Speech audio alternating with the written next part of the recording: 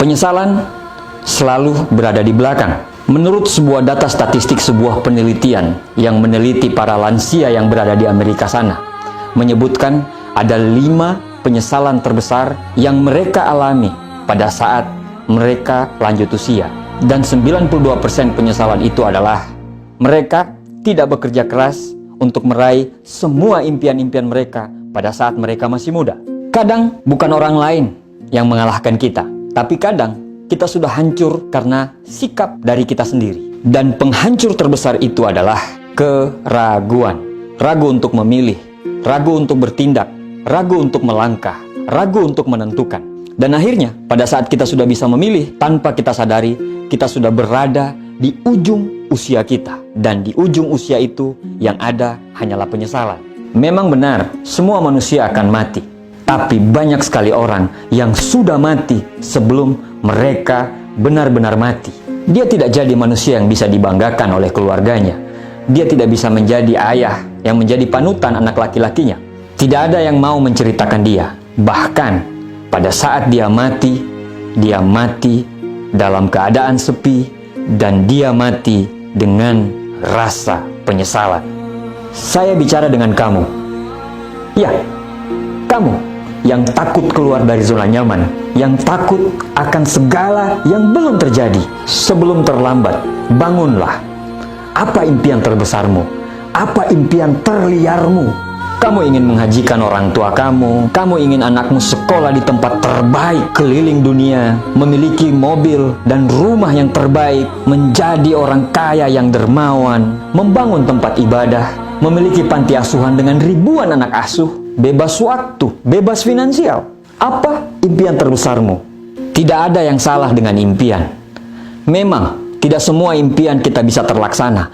Tapi tanpa impian, kamu tidak akan kemana-mana. Apa yang kamu takutkan? Apa yang membuat kamu ragu? Kamu takut gagal? Kamu takut penolakan? Atau kamu takut nantinya ekspektasi tidak akan sesuai dengan realita? Sebegitu hororkah sampai kamu takut dengan jalan kesuksesan tersebut?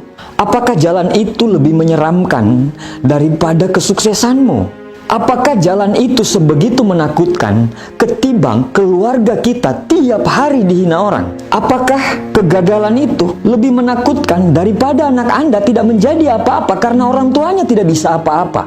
Atau Anda mau terus dihina sama mertua? Kawan, masalahmu tidak ada apa-apanya dengan impian-impian yang akan kita capai nantinya. Bukankah kamu tahu kalau kesuksesan itu harus melalui kegagalan dulu? Bukankah kamu tahu kalau seorang juara sejati itu harus melalui kesakitan pada saat dia latihan?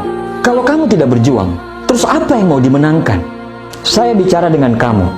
Ya, kamu, orang yang penuh keraguan. Ketahuilah, seorang pelaut yang handal itu lahir karena sudah mengarungi samudra yang penuh dengan gelombang dan ombak. Tidak ada pelaut hebat yang hanya bersandar di dermaga. Manusia hebat lahir dari kesulitan dan kesakitan yang dia alami.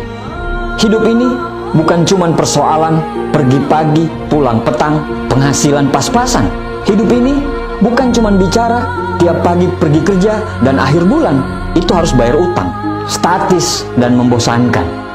Hidup ini harus membanggakan. Hidup ini harus berwarna, hidup ini harus berkualitas, dan hidup ini harus bisa berbagi dengan orang lain.